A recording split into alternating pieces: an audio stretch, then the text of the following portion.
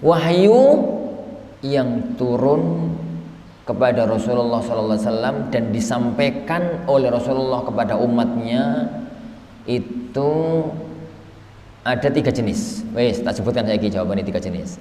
Apa itu? 1, Al-Quranul Karim. Yang kedua, hadis qudsi. Istilah yang masyhur itu hadis qudsi. Istilah para ulama sebenarnya itu hadis ilahi. Tapi pakai aja lah hadis yang masyhur. Istilahnya masyhur, hadis qudsi. Karena istilah itu nek wis kadung kondang diganti istilah liya jadi bingung malahan. Wis kadung kondang men gawe istilah liya jadi bingung. Yang ketiga, hadis nabawi. Al-Qur'anul Karim, hadis qudsi, hadis nabawi. Al-Qur'anul Karim itu wahyu yang datang dari Allah, lafadznya dari Allah Subhanahu wa taala, dibawa oleh Jibril, disampaikan kepada Rasulullah sallallahu alaihi wasallam dan punya hukum khusus. Hukum-hukum Al-Qur'an. Yang gak dibahas lah hukum Al-Qur'an kalau doa, pokoknya punya hukum khusus. Yang paling gampang bisa dipakai sholat. Bisa dipakai sholat. Jadi yuta'abbad bitilawati, sekedar bacanya itu ibadah dan bisa dipakai ibadah, yaitu sholat. Taib. Hadis qudsi. Hadis qudsi. Lafadznya dari Allah Subhanahu wa taala. Lafadznya dari Allah Subhanahu wa taala. Langsung masuk ke hatinya Rasulullah sallallahu alaihi wasallam. Ini langsung masuk ke hatinya Rasulullah sallallahu alaihi wasallam. Disampaikan oleh beliau dan tidak memiliki hukum khusus. Tidak boleh dibaca pada waktu sholat hadis qudsi. Ghairil maghdubi alaihim waladdallin.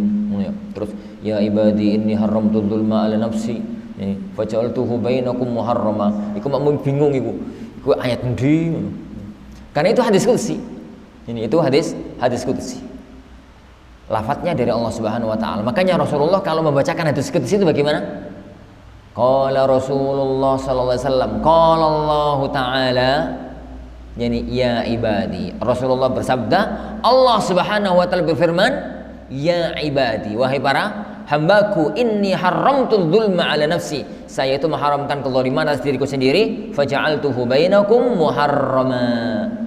Saya jadikan zalim itu haram atas kalian. Rasulullah bersabda, qala Allah Subhanahu wa taala, Allah berfirman, a'dattu li ibadiyal muttaqin. Saya sediakan bagi hamba-hambaku yang bertakwa surga yang belum pernah dilihat oleh mata, belum pernah dengar oleh telinga, belum pernah terbetik dalam pikiran manusia. Itu namanya hadis apa?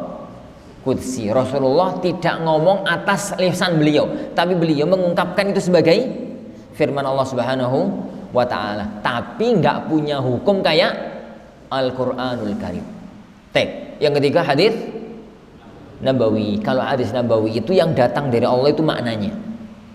Allah mengilhamkan maknanya kepada hatinya Rasulullah sallallahu alaihi wasallam, lalu Rasulullah mengungkapkan dengan bahasa beliau sendiri. Jadi lafadznya itu lafadznya beliau, tapi nggak mungkin salah karena maknanya datang dari Allah Subhanahu wa taala. Itu wahyu jenis yang ketiga, yaitu hadis nabawi. Dan itu makna firman Allah Subhanahu wa taala, "Wa ma yantiqu 'anil hawa in huwa illa wahyu yuha." Muhammad sallallahu alaihi wasallam itu tidak pernah berbicara karepe dewi, enggak pernah karena hawa nafsunya, enggak mungkin karepe dewi. Semuanya patokannya adalah wahyu. Maka yang keluar dari mulut beliau enggak mungkin salah.